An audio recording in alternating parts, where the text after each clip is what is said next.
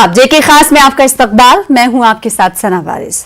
हिंदुस्तान और पाकिस्तान कई मुद्दों पर अक्सर आलमी सतह पर एक दूसरे के मद्दे मुकाबिल होते हैं, लेकिन एक वो दौर भी था जब भारत के जांबाजों ने पाकिस्तान के कब्जे से करगिल की ऊंची चोटियों को आजाद कराया था। इसके लिए मुल्क के जांबाजों ने अपनी जान का नजराना भी पेश किया था। कई फौजी अहलकार शहीद हुए, लेकिन करगिल जंग में विजय भारत के नाम कर गए। तारीख के औराक पर यह दिन फख्र का दिन है, इसलिए हर साल 26 जुलाई को करगिल विजय दिवस के तौर पर मनाया जाता है। इस मौके पर देश के शहीद जवानों को याद किया जाता है और उन्हें गुलहाए अक़ीदत पेश किया जाता है। करगिल में भारत और पाकिस्तान के दरमियान तकरीबन 60 दिनों तक जंग चली थी और उसका इख्तिताम हुआ था। 500 से ज्यादा भारतीय यानी हिंदुस्तानी जवान की शहादत हुई थी, जिन्हें आज भी दुनिया याद करती है और उन्हें आज के दिन गुलहाए अक़ीदत पेश किया जाता है। तो 23 साल हो चुके हैं। इस साल हम विजय दिवस की 23वीं सालगिरह मना रहे हैं। सालगिरह के मौके पर हमें उन तमाम शहीद जवानों को याद करने की जरूरत है, और वो वक्त कैसा था और उस वक्त किस तरीके से पार्टिसिपेंट्स, जो वीर जवान थे जिन्होंने करगिल युद्ध में, करगिल जंग में हिस्सा लिया था, करगिल की चोटी पर पाकिस्तान के बीच वो धुआंधार फायरिंग कर रहे थे, वो हालात क्या थे, उस वक्त मनाजिर क्या थे और उस वक्त की सिचुएशन क्या थी, ये आज हम समझेंगे। और करगिल विजय दिवस के पीछे के मकासद को हम जानते हैं, लेकिन करगिल विजय दिवस जिस तरह से हर्षोल्लास से पूरे मुल्क में मनाया जाता है, उस को किस हद तक मजीद याद किए जाने की ज़रूरत है, इस पर भी हम बातचीत करेंगे। क्योंकि स्कूल की अगर हम बात करेंगे तो बच्चे भी करगिल विजय दिवस के हवाले से जानकारी हासिल करते हैं, उन्हें मालूम होता है। लेकिन अगर मुकम्मल तौर पर इसे और आगे लाने की क्या ज़रूरत है, फौजी अहलकार क्या कुछ इस हवाले से सोचते हैं, और ये आज का दिन कितना अहम दिन है हिंदुस्तान के लिए, हिंदुस्तानी अफवाज के लिए, इन तमाम चीज़ों को हम समझने की ज़रूरत समझते हैं। तो ख़ास मेहमान हमारे साथ होंगे आज के दिन के तौर पर, जब आज 23वीं सालगिरह है करगिल विजय दिवस की। तो कई ख़ास मेहमान हमारे दरमियान हैं, आप टीवी स्क्रीन पर विंडो में देख सकते हैं। सबसे पहले मनोज कौल साहब हैं, एडिटर जम्मू एंड कश्मीर, हमारे दरमियान मौजूद हैं। और इसके अलावा कर्नल SS पठानिया साहब हैं, डिफेंस एक्सपर्ट हैं, आपका वेलकम करते हैं। थैंक यू सो मच वक्त देने के लिए न्यूज़ 18 उर्दू को। इसके अलावा ब्रिगेडियर डॉक्टर विजय सागर धीमान हैं, करगिल वॉर पार्टिसिपेंट्स हैं, आपका भी वेलकम करते हैं और बहुत बहुत शुक्रिया न्यूज़ 18 उर्दू को ज्वाइन करने के लिए आज के इस मौके पर। जैसे कि ब्रिगेडियर डॉक्टर विजय सागर धीमान, आप करगिल वॉर पार्टिसिपेंट हैं, तो मैं ज्यादा कुछ बताऊं इससे अच्छा व्यूवर्स आपको सुनना चाहेंगे। 26 जुलाई 1999 का वो दिन आपकी ज़बानी कैसा था? जुलाई 1999 को वॉर खत्म हुई थी, इसलिए वो दिन एज ए कारगिल दिवस मनाया जाता है। परंतु मैं आपके दर्शकों को ये बता दूं कि आफ्टर ऑल इस कॉन्फ्लिक्ट का स्टार्ट कैसे हुआ, इसकी जड़ें कहां पे हैं। बेसिकली इसकी जो जड़ें थी वो जब 1972 में शिमला अकॉर्ड हुआ था, तो वहां पे उन्होंने लाइन ऑफ कंट्रोल को वैलिडेट किया था, और वहां पे एक पॉइंट है NJ 9748, और उसके आगे डिलिमिटेशन नहीं करी थी क्योंकि वो एरिया एकदम अनएक्सेसिबल था। फिर 1984 में क्या हुआ कि पता चला कि पाकिस्तान उस एरिया को कैप्चर करना चाहता है। पाकिस्तान का मत था कि जो वो लाइन है उसमें जो अपने वर्डिंग लिखी है वो उस पॉइंट के बियॉन्ड जाती है टुवर्ड्स नॉर्थ ईस्ट, जबकि इंटरनेशनल लेवल पे जो भी बाउंड्रीज या जो भी इंटरनेशनल बाउंड्रीज यहाँ करी जाती हैं, तो वो एक बेसिकली ज्योग्राफिकल लैंडमार्क्स पे होती हैं, रिजेस पे होती हैं, वैलीज पे होती हैं, या किस्म की वाटरशेड्स पे होती हैं। तो पाकिस्तान और ये डिस्प्यूट था, तो पाकिस्तान ने एक चालाकी से उसको ऑक्यूपाई करने की कोशिश कर रहे थे, तो इतने में इंडिया ने 84 में उसको जाके कॉपी कर लिया।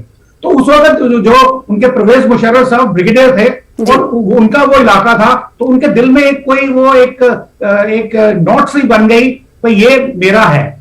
तो उसके बाद जब वो चीफ बने, तो एक तरफ वाजपेयी जी और प्रधानमंत्री नवाज शरीफ अपनी वो सदाए सरहद और वो बस यात्रा पे जा रहे थे, पीस की बातें कर रहे थे। इतने में इनके जो परवेज मुशर्रफ साहब थे वो कारगिल हाइट्स जो थी उनको कैप्चर करने के लिए कोशिश कर रहे थे। अब ये इलाका ऐसा है कि बिल्कुल दुर्गम है, एब्सोल्युटली अनकंजीनियल क्लाइमेट का इलाका है। तो विंटर्स में जो पोस्चरिंग होती है वो जो पोस्ट है उनसे जो आर्मीज हैं दोनों साइड्स की वापस आ जाती हैं। तो इस बार इन्होंने जब आर्मीज वापस आई तो इन्होंने धोखे से जाके उसको कैप्चर कर लिया।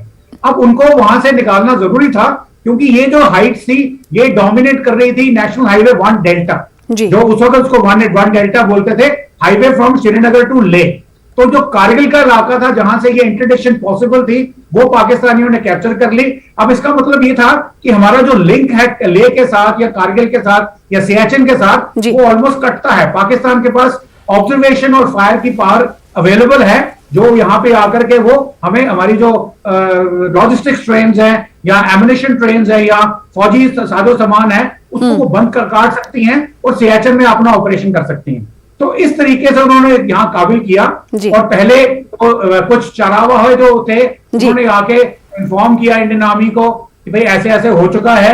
और जब तक वो पता चला उस वक्त हमारे आर्मी चीफ यूरोप में गए हुए थे, वो दौरे से वापस आए। फिर उसके बाद मंत्रणा हुई दिल्ली में कि किस तरीके से इसको लॉन्च किया जाए। तो आर्मी की तरफ से ऑपरेशन विजय लॉन्च किया गया, एयरफोर्स की तरफ से ऑपरेशन तलवार लॉन्च किया गया और नेवी की तरफ से ऑपरेशन सफेद सागर लॉन्च किया गया। तो उस वक्त जो ये पहाड़ियां हैं, अगर आपने ये पहाड़ियां देखी हो तो ये ऑलमोस्ट 80 to 90 डिग्री स्लोप पे हैं। हमारे जो जाबाज थे, चाहे वो जैकरस के थे या ग्रेनेडियर्स के थे या गुरखा राइफल्स के थे या बाकी यूनिट्स के थे और बल्कि सपोर्टिंग स्टाफ भी था, सब मिलकर के दुश्मन की कंटिन्यूअस गोलाबारी, उनकी कंटिन्यूअस ऑब्जर्वेशन के अंदर रात के अंधेरे में रस्सियां लगा के वो चीजें चढ़ी हैं। और मैं आपको यकीन दिलाता हूं कि जो यंग ऑफिसर्स या जो हमारे यंग जवान थे, जो उनका जज्बा था वो कैसे चढ़े हैं। अगर आप वहां पे जाके आज जाते हैं, आप देखते हैं, आप विश्वास नहीं कर पाएंगे कि ये ह्यूमनली पॉसिबल है। ये कोई सुपरमैन का काम है जो हमारी फौज ने किया और पाकिस्तान की आर्मी को वहां से निकाला। तो जिस दिन ये फाइनल सीज फायर हुआ उसमें खैर डिप्लोमेसी भी आ गई, डिफरेंस ऑफ ओपिनियंस थे कि भाई हमने अमेरिका के कहने पे पाकिस्तान ने वेकेट किया है या हमने उनको खदेड़ा है। बेसिकली हमने ही खदेड़ा था और हमारे ऊपर जैसे कहते हैं हाथ बांधे हुए थे कि हम लाइन ऑफ कंट्रोल क्रॉस नहीं कर सकते, परंतु हमारी एयरफोर्स ने जाके फिर भी बॉम्बिंग करी। आपको शायद याद होगा स्क्वाड्रन लीडर नचिकेता का केस, जो कि युद्धबंदी बना लिए गए थे फिर वापस लाए। तो इस किस्म की एयरफोर्स के बहुत ही बढ़िया कमाल थे, कारनामे थे। उसी तरह से हमारे जैसे captain Vikram Batra household name थे, rifleman Sanjay Kumar household name है, योगेंद्र यादव, फिर आपके मनोज पांडे। तो इस किस्म के बहुत सारे जाबाजों ने अपनी जान की बाजी लगाई और वो काम किया। और इस दौरान हमने देखा कि पाकिस्तान इसको मानने को तैयार ही नहीं था कि वो उनके सैनिक हैं नॉर्दर्न लाइट इन्फेंट्री के। पर हमारे पास एडिक्वेट प्रूफ था, हमारे पास उनकी डेड बॉडीज थी जिनके ऊपर निशान थे, एविडेंस था, परंतु फिर भी उन्होंने उनको मानने से इनकार किया। और ये भारतीय सैनिकों की बड़ी बात है कि उसके बावजूद हमने उनको बहुत ही रिस्पेक्टफुल बरियल दिया उनके रिलीजन के मुताबिक। ये बात काफी ये कहते हैं कि जिस तरीके से इस जंग को तारीख के औराक में याद किया जाएगा, वैसे ही इस बात को भी याद किया जाएगा कि हिंदुस्तान ने किस तरीके से इंसानियत दिखाई थी उस वक्त। कर्नल एस पठानिया साहब भी मौजूद है हमारे साथ। मैं चाहूंगी कि आज के दिन को वो बताएं डिफेंस एक्सपर्ट के तौर पर कि कितना अहम और ख़ास दिन है, फखरिया लम्हा है हम लोगों के लिए, हिंदुस्तान के लिए, अफवाज के लिए। मैं चाहूंगी कि आपकी ज़बानी। सना जी, सबसे पहले तो मैं विजय दिवस के ऊपर पे तमाम देशवासियों को मुबारकबाद देता हूं और साथ ही वो जो हमारे 527 जवान वहां पे शहीद हुए थे, जिसके अंदर 26 अफसर्स थे, 21 JCS थे और बाकी हमारे बहादुर जवान थे, उनको भी मैं शत प्रणाम करता हूं, उनकी बहादुरी को प्रणाम करता हूं। अभी सवाल ये है कि कारगिल वार जो है, फॉर्चुनेटली टोलोलिंग जो है वहां पे मैं बटालियन कमांड कर रहा था 2000 के अंदर, और उस समय मेरे को जो पूरा उस एरिया का पता है कि वहां पे कैसे कैसे ऑपरेशन कंडक्ट किए गए, वहां पे डिग्री ऑफ डिफिकल्टी क्या है, हाई एल्टीट्यूड के ऊपर आपका मूवमेंट के ऊपर क्या होता है जब आप सांस भी नहीं ले रहे थे। तो उस हालात के अंदर जब दुश्मन एक ऊंचाई पे बैठा हुआ आपके ऊपर अगर पत्थर ही फेंकता है तो उससे भी बहुत ज्यादा नुकसान हो सकता है। और इमेजिन कीजिए कि एक दुश्मन जो वहां फरवरी से आके बैठा हुआ था या पिछले 1.5-2 साल से बैठा हुआ था वहां पर, और उसने अपने बंकर और संगड़ वहां बनाए हुए थे, एम्यूनिशन को स्टॉक किया हुआ था, और इंडियन आर्मी की जो बहादुरी की मिसाल है, जिस तरीके से उन्होंने दुश्मन को खदेड़ा वहां से, और जितने पॉइंट जो थे, मेनली अगर हम बात करते हैं, जो लड़ाई हुई थी वो शुरुआत हुई थी टोलो लिंक से।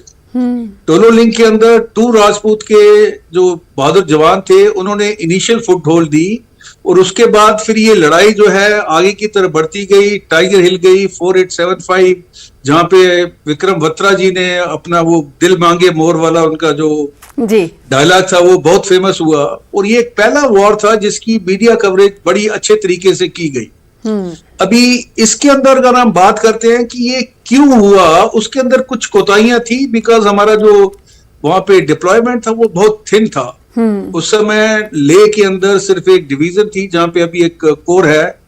तो पाकिस्तान ने हमारे जो गैप्स थे उनको एक्सप्लॉइट किया, और हमारी इंटेलिजेंस और जो हमारी डोमिनेशन होना चाहिए एलएसी के ऊपर वो नहीं था, तो उसकी वजह से ये सारी कार्रवाई की गई। लेकिन इस एल्टीट्यूड के ऊपर अगर हम बात करते हैं उन जवानों की शहादत की, उनकी बहादुरी की, इसकी पूरी दुनिया में मिसाल जो है वो नहीं मिल सकती है। बिल्कुल। और पाकिस्तान को एक ऐसा सबक मिला है कि वो अभी जरूरत नहीं करेगा कि भारत की जो सरजमी है उसके ऊपर किसी किस्म का दुस्साहस कर सके, बिल्कुल कब्जा कर सके। और यही वजह है कि इस तरह की भले धरंदाजी की कोशिश उनकी जानिब से की जाती रही है, लेकिन उसे हमारे अफवाज की तरफ से, हमारी अफवाज की तरफ से नाकाम बनाया जाता रहा है। मनोज कौल, आज जबकि ये 23वीं वर्षगांठ, ये सालगिरह मनाई जा रही है विजय दिवस की, तो जम्मू कश्मीर और खासकर श्रीनगर में कैसा माहौल रहा, अगर आज आपने देखा हो मुख्तलिफ मकामात पर, तो बताइए। देखें सना, ये जो कारगिल दिवस है जो कि विजय दिवस के तौर पे मनाया जाता है, आज हमने देखा कि चाहे जम्मू हो, कश्मीर हो, कारगिल हो या फिर बाकी जो इलाके हों, वहाँ आज पूरा जश्न मनाया गया, शहीदों को याद किया गया, और उनके जो वार मेमोरियल्स हैं वहाँ पर जो है फूल मालाएं चढ़ाई गई और उन शहीदों को याद किया गया, उनकी कुर्बानी को याद किया गया। और मैं आपको यहाँ एक बात बताऊं सना कि जब ये कारगिल वॉर हुआ था, जैसे कि कर्नल पठानिया बता रहे थे, ये एक ऐसा वॉर था जब मीडिया को भी अलाउ किया गया था। बिल्कुल। तो मुझे भी मौका मिला ये वॉर कवर करने का, जब मई में जब ये जंग छिड़ गई थी वहाँ कारगिल में, तो उसके बाद मीडिया को जब वहाँ आ जाने की इजाज़त दी गई, तो उनमें से जो जितनी भी लगभग टीमें थी मीडिया की, उनमें से हमारी एक टीम थी जो इस वॉर को कवर करने के लिए चली गई थी। तो जैसे भी हम द्रास तक पहुंचे, तो द्रास से पहले एक कैंप था, वहां हमने देखा कि वहां काफ़ी शेलिंग हुई थी और वहां का जो आर्मी जो कैंप है उसमें नुकसान हुआ था। और हम जैसे ही वहां पर शूट कर रहे थे तो उसके तुरंत बाद उसी समय वहां पाकिस्तान की तरफ से गोलाबारी की गई, और हमने अपनी जान बचा के हम कहीं महफूज मकामात की तरफ शिफ्ट हो गए, और उसके बाद हम करगिल पहुंच गए। तो करगिल में जो हमने देखा कि जो जिस तरह का जो माहौल था, जैसा कि ये जो हमारे जो मेहमान हैं वो बता रहे थे, ये काफ़ी बहुत हम ये कहें कि बहुत मुश्किल जंग थी, क्योंकि दुश्मन जो है वो ऊपर बैठा हुआ था, पूरी नज़र उनकी जो थी वो जो शाहरा है जो लेह की तरफ जाती है, चाहे वो द्रास हो, करगिल हो, वहाँ से सीधी नज़र उनकी होती थी कि कैसे अगर वहाँ से कोई भी ट्रूप्स की मूवमेंट होती है या कोई भी ट्रांसपोर्ट वहाँ से चलता है तो वो डायरेक्ट उसको निशाना बनाते थे। और इसलिए कोशिश ये थी इंडियन आर्मी की कि जो रात के समय, बिल्कुल, यानी उनकी नजरों से कोई बच नहीं सकता था। अगर थोड़ी सी भी मूवमेंट होगी तो उन्हें हर चीज का पता चलेगा। उसके बावजूद भी जांबाजों ने उन्हें खदेड़ा। जी बिल्कुल। और जैसे ही हम वहां पहुंचे तो इनिशियली जो काफी नुकसान हुआ था, जो पाकिस्तान की तरफ से जो शेलिंग हो रही थी, क्योंकि चाहे वो तौला लिंक की बात हो या टाइगर हिल की बात हो, वहां पर जो जैसे हमारे मेहमान ये कह रहे थे कि 80 to 90 डिग्री एंगल जो है, मान लीजिए कि आप सीधा दीवार के ऊपर चढ़ना है आपने और ऊपर दुश्मन बैठा हुआ है।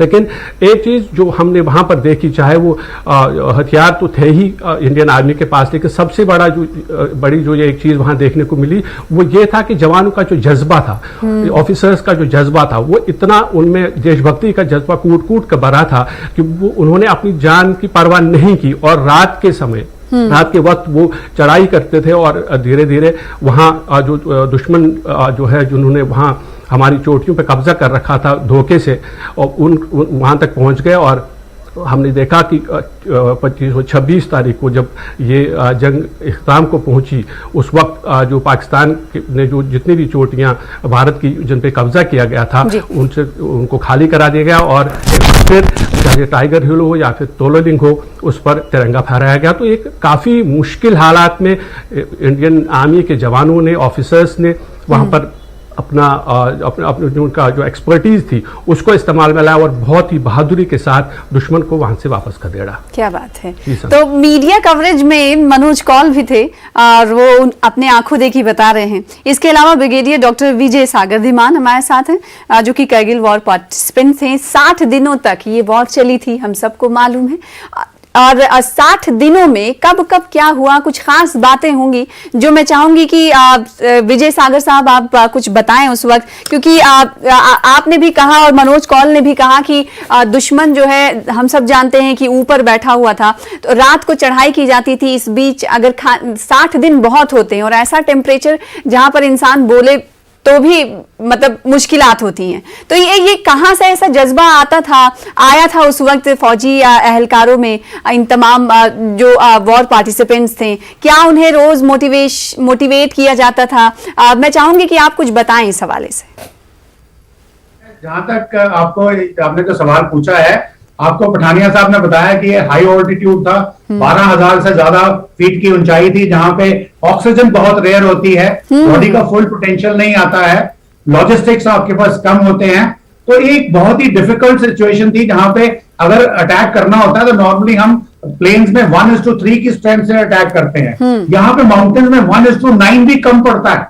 तो आप समझ लीजिए कितने सारे लोगों को इकट्ठा करना पड़ेगा जस्ट कोई किसी चोटी को जीतने के लिए, और वहां पे इतने सारे लोगों को लगाने की जगह कहां पे है। तो एक किस्म की ये स्ट्रेटेजिस्ट के लिए एक बहुत बड़ा मेजर पॉइंट था।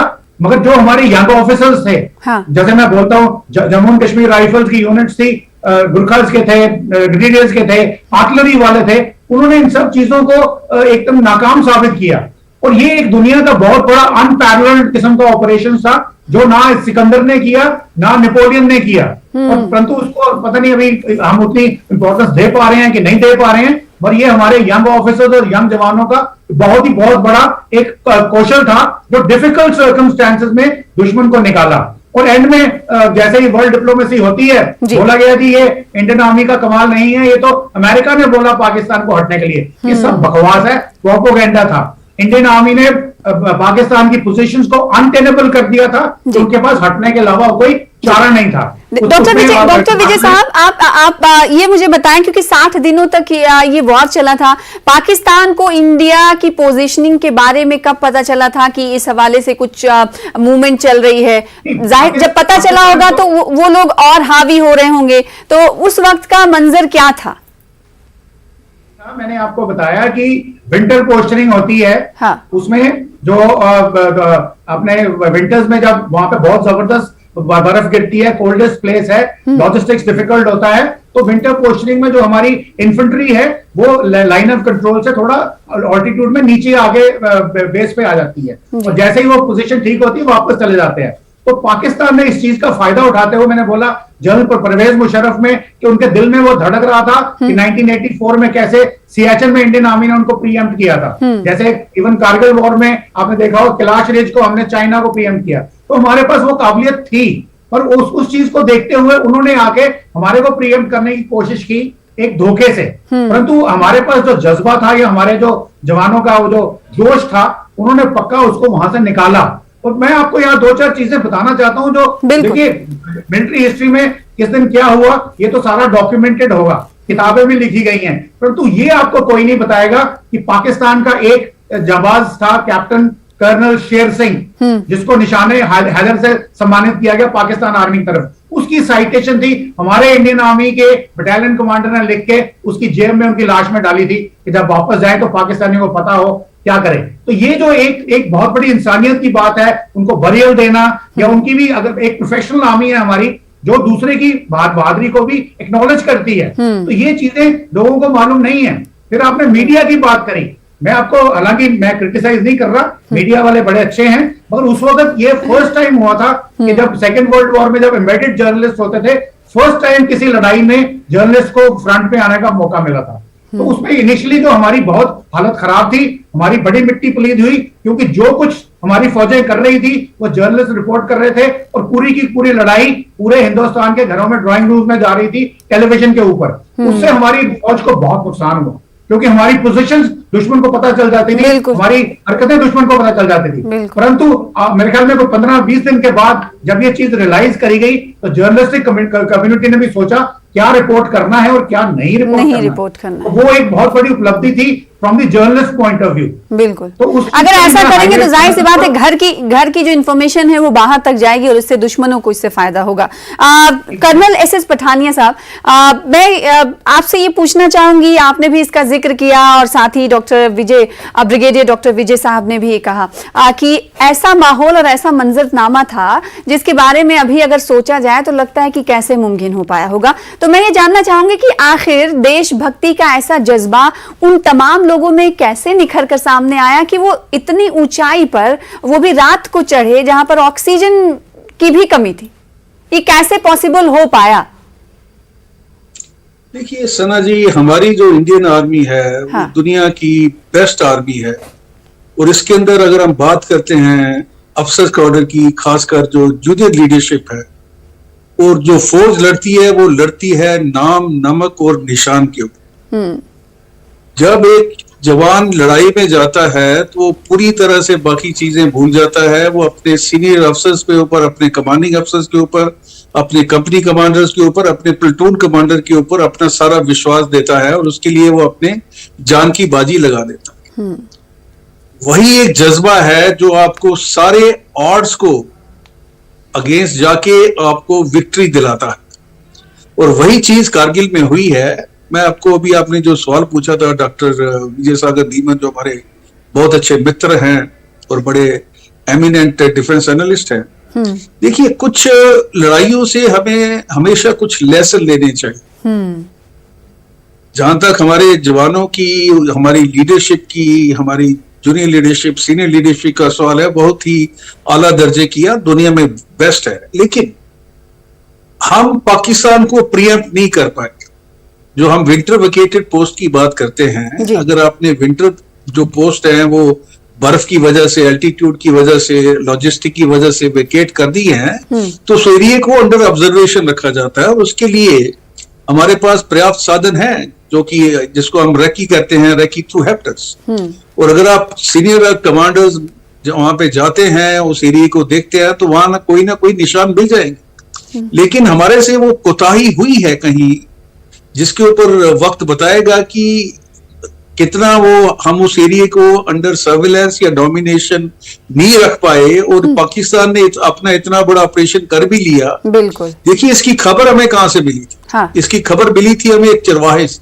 जब वो दराज के अंदर अपनी भेड़ें चराने या अपने एरिया में गया था, तो उसने बताया कि वहां पे कुछ फौजी हैं, और उस समय जो बात चल रही थी वो फौजियों की नहीं थी, उस समय बात थी कि ये मिलिटेंट जो है कश्मीर से डाइवर्ट होके वहां पे बैठे हुए हैं, या उनके चरवाहे हैं। और उसके बाद जब ये फर्दर इसके ऊपर इन्वेस्टिगेशन किया गया पूरी, तब पता चला कि वो पाकिस्तान के सोल्जर जो हैं, खासकर नॉर्दर्न लाइट इन्फेंट्री, वो वहां पे आ चुके थे और अपने आप को था उस वक्त। इससे सबक लेने की जरूरत है हिंदुस्तान को, आपका ये कहना है? इंटेलिजेंस फेलियर जरूर था वहां पे। बिल्कुल। मनोज कौल, मैं आपसे भी सवाल करती आखिरी, मैं चाहूंगी कि कुछ लास्ट कमेंट आप जल्दी से कर दें, वक्त बहुत कम है।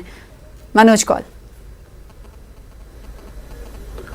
देखिए, लास्ट कमेंट ये है कि जो जैसे मैंने कहा कि एज ए मीडिया पर्सन जो मैंने वहाँ जज्बा देखा, जो वलवला देखा उन फौजियों के अंदर, जैसा कि हम जानते हैं, जैसा पहले हमारे जो गेस्ट हैं उन्होंने बताया कि कितना दुर्गम पहाड़ी क्षेत्र था, कितना खतरनाक एरिया था, जहाँ पर ये कोई ऐसी दूबदू लड़ाई नहीं थी कि आप दुश्मन सामने हो और आप उसी लेवल पर उनके साथ लड़ते हैं। दुश्मन ऊपर है, काफ़ी ऊंचाई पर है, और आप नीचे हैं, और वहाँ पर आप दुश्मन के साथ लोहा लेते हैं, और उसके बाद यानी दुश्मन सर पर है और आपको अपने हाथों से उनसे मुकाबला करना है। ऐसे में अगर आपकी जीत होती है तो जाहिर सी बात है ये बहुत बड़ी बात है। बहुत शुक्रिया आप तीनों का।